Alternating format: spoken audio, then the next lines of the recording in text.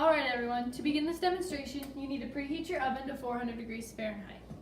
Once you have done that, you will need 2 1/4 cup plus 1 tablespoon of all-purpose flour, 14 tablespoons of margarine, 3 egg yolks, 2 cups of plus 3 tablespoons of powdered sugar, and 3 egg whites. Along with these ingredients, you will need a rolling pin, a measuring cup, a mixing bowl, a spoon, an electric mixer, a cookie sheet, 1-inch cookie cutter, any shape you want, a pastry blender, and a cutting board. The first thing we need to do is put the flour into the large mixing bowl. Then we will cut the margarine or butter, which is what I will be using, into the flour using a pastry blender. I advise you to wash your hands before beginning the cooking process. But if you want to build the immune system, as some say, washing your hands is your decision. I also recommend you wear either an apron, like me, or clothes that you don't mind getting a little messy. I'm not a perfectionist when it comes to cooking, so I tend to make a bit of a mess.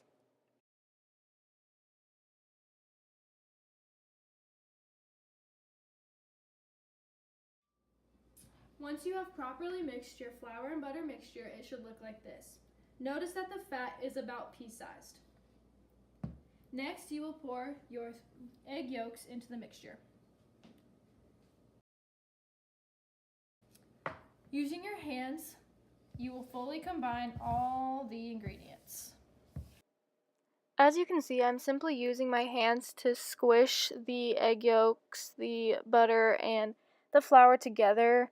There's really no technique to use to do this. You just get your hands dirty. I came across this recipe when I was in the 8th grade. I was in Destination Imagination, and the advisor for that club was also the Family and Consumer Science teacher. She had just made them for her foods class before my class, and I smelled them in the hallway. I asked her what they were, and she described them as buttery goodness. I told her that I loved butter, and she gave me the entire tray. So the whole class, I was just sitting there with my friends eating cookies instead of actually doing something productive.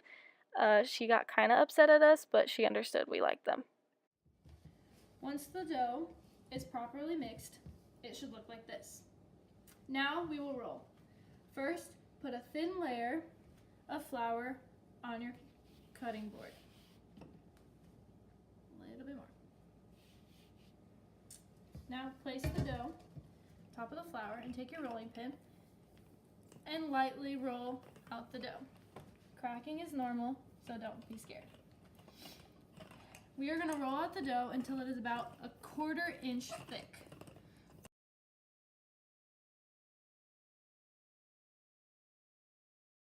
And it will stick to the rolling pin, and that's okay, because you're going to end up taking the parts that you didn't cut, putting them together, and using it again. Once the dough is the correct thickness, take your cookie cutter and cut out a cookie. With this cutely cut cookie, place it on the baking sheet. However, do not grease the pan. It will not end well.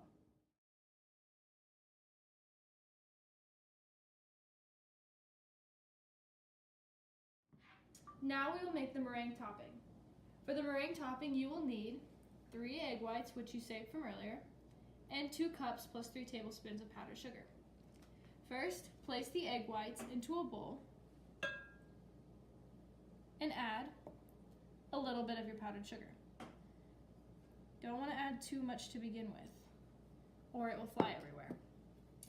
Using your electric mixer like this one, or a KitchenAid, whichever is available to you, set it to whip.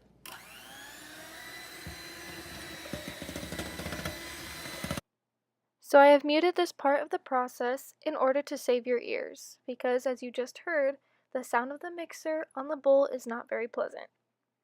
Anyways, as you can tell, I slowly add in the powdered sugar while continually whipping the mixture. I rotate my hand in a circular motion clockwise and counterclockwise. A helpful hint is to always have extra powdered sugar on hand, because sometimes the recommended amount is just not enough. It doesn't stiffen like a meringue should sometimes with the recipe's measurements. This process can take anywhere between 10 to 15 minutes just depending on how much powdered sugar you use and the speed of your mixer. In the end, the hard work will be worth it. You will whip the mixture until it forms stiff peaks when you remove. Notice how it only bent over just a little bit. Once the meringue is in peak condition, haha, meringue joke. Anyways, take your spoon, take your meringue, place a mound on top of your cookie. Just like that.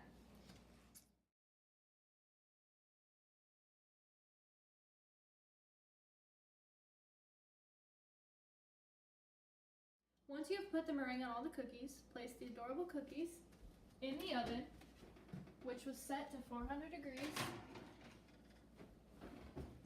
for 5 minutes.